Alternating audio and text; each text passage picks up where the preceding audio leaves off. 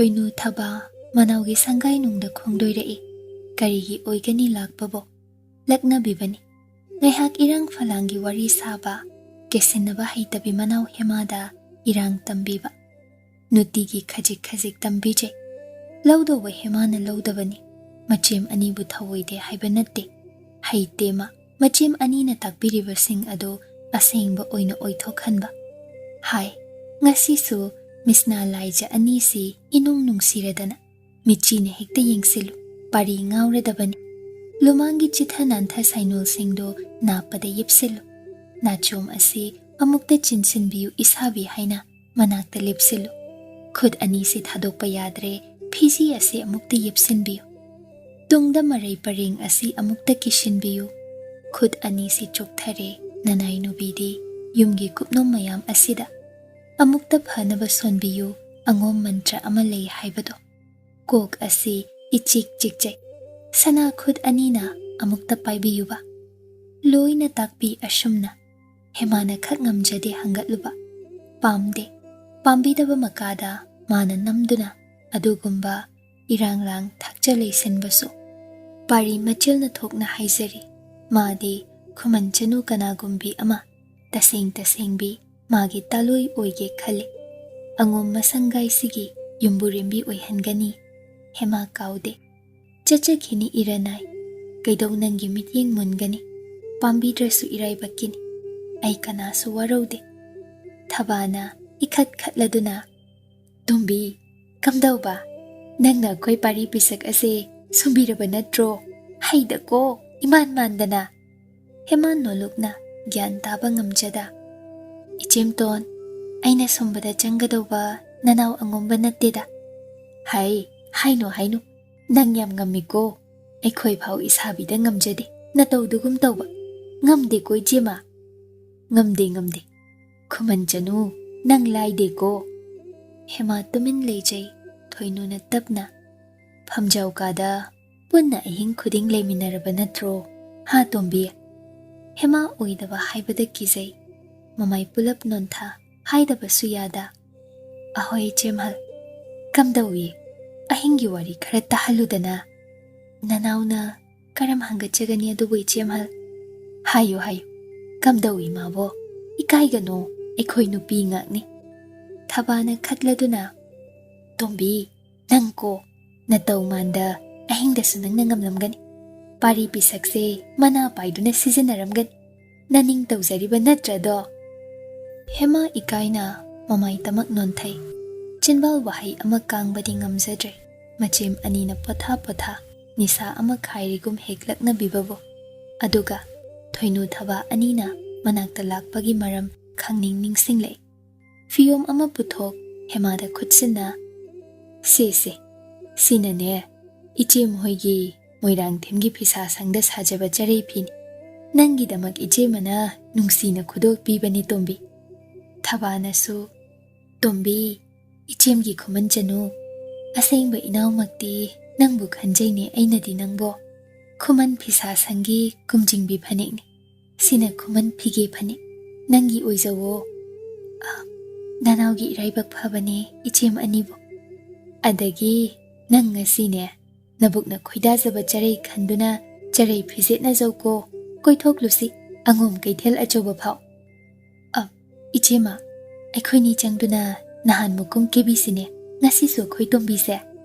thabana hairakpani makhut mari changduna loishinbi kebi hemadu kaisu khangjadabi piklibi manau ton gumkhre matawo masako nungshi jakhibana aniduna muktoiba hema hek lakpadagi malum thamna leinarambi lonabi angom angambi aniduso hena nungsinakhigo yasinakhrago taishinabagi maram amal laikhrago thabana lona ngasisu tombise lesabi saduna puthoksidoi jema hai ima leimana khangladi aikhoi animak ipam yongnine yaurei kaisu icha nupa nupi leiraba khoibu angomna ngami hekta tanthokpa ngamponte dei jema nang sidi thaba khatsu khatli adunabu isabi ge tomba oira inine jema masaksiga laishambi nupa phabise ahom du nokmine Angom kaithel asi sana kaitheldagi taba natte.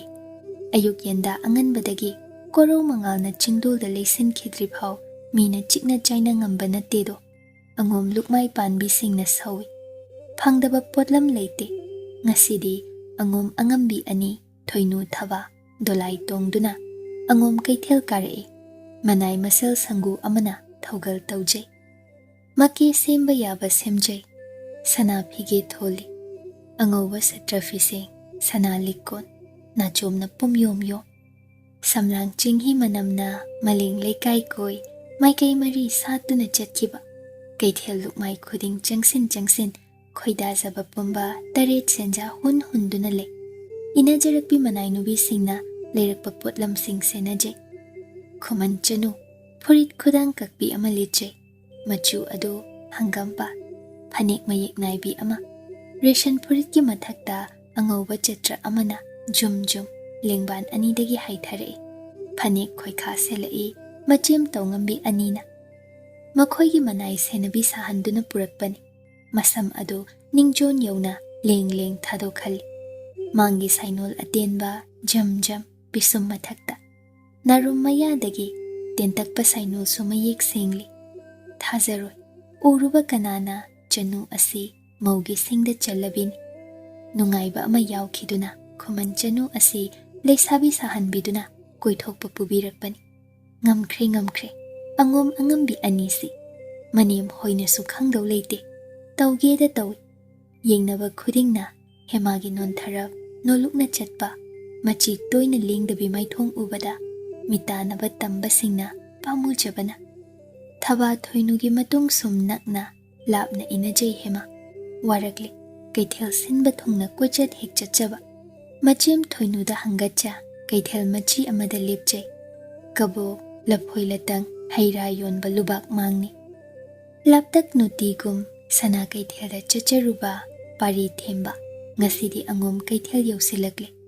Khuman chanu ukhibi thiba khangkhidrabi adubu thirubani. Sana kaithel achawbada lak pra haiduna. Thembadi ubu urude. Angom leisa sing kaithel kajarakpa sing dubu yengjaringai.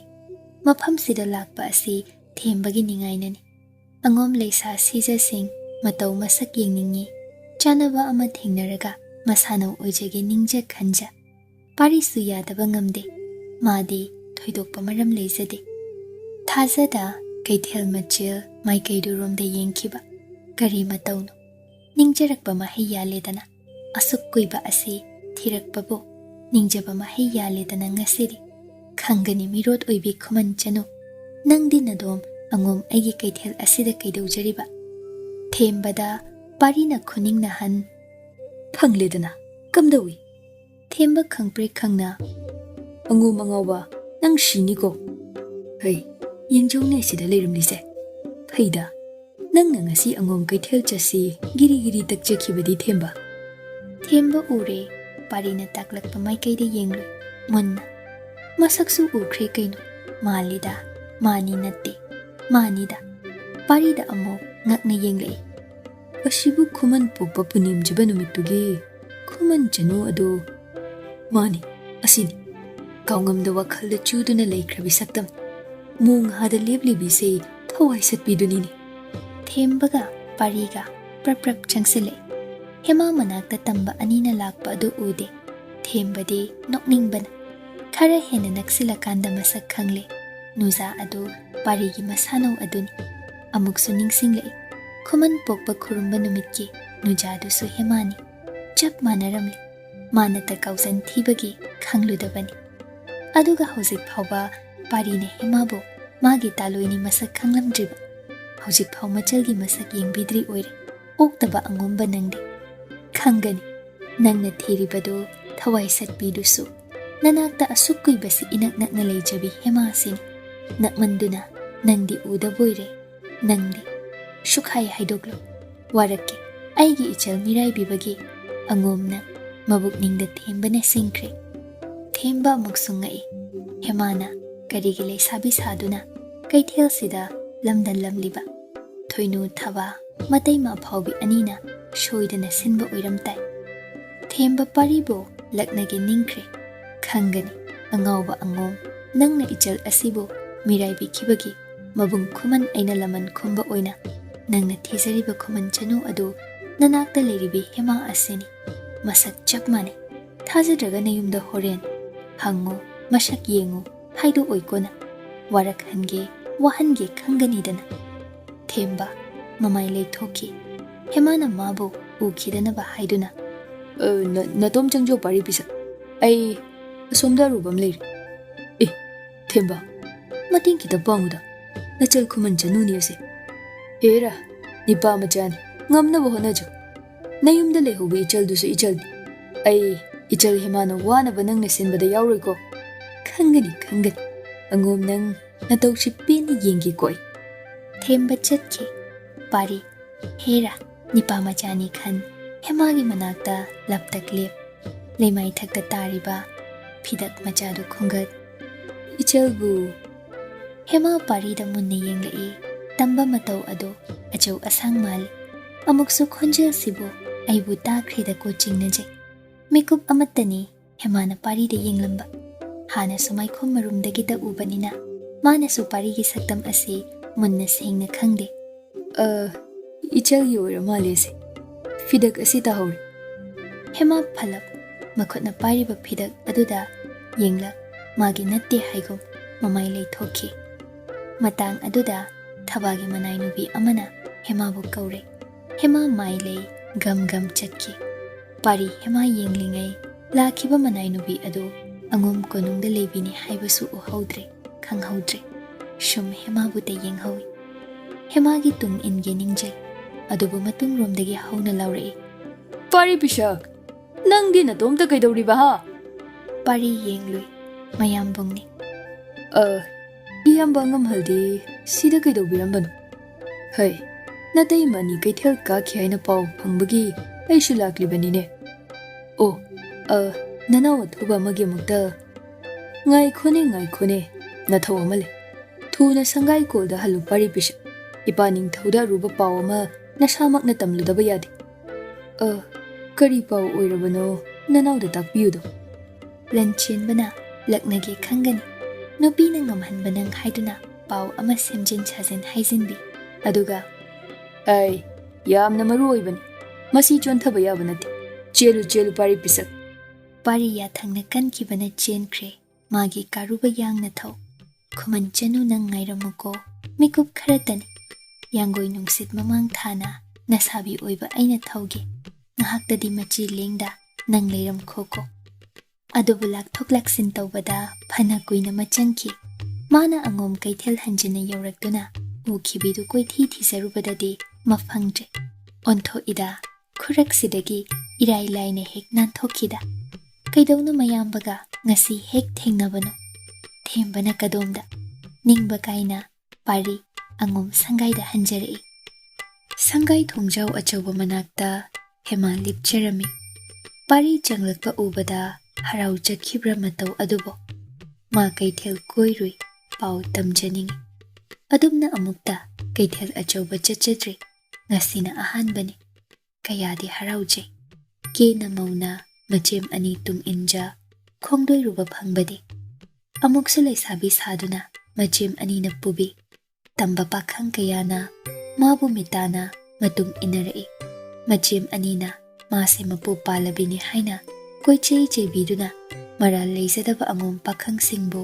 koitan tanki urabra aise mapu palabini angom hingjaba nangtana mapu nattabra wahang simak hangningi khangde parina haiki ifamdadi hainingba hayu aise nangi marupni khalu kaithel-dagi machem anina sinabiba taret senja hunja angom nangi khudul amasu nanawna leijare lausin bigadra pisira piragumsira lotsin krasira khangde pikta pikliba nawa amana mamagi phisi paisa tung inja kaithel ahanba kazaruba magi luna ningjaba sangai nungda lehoba kana amagi khudo pujarak pigadobagi naingamdaba matau adumakni hemagi maikhum nungda paribu munna yengjai pari sakfam hanjinna churi tabadagi mangol karei mangol machi da ngek pham thakre imungda changlakide.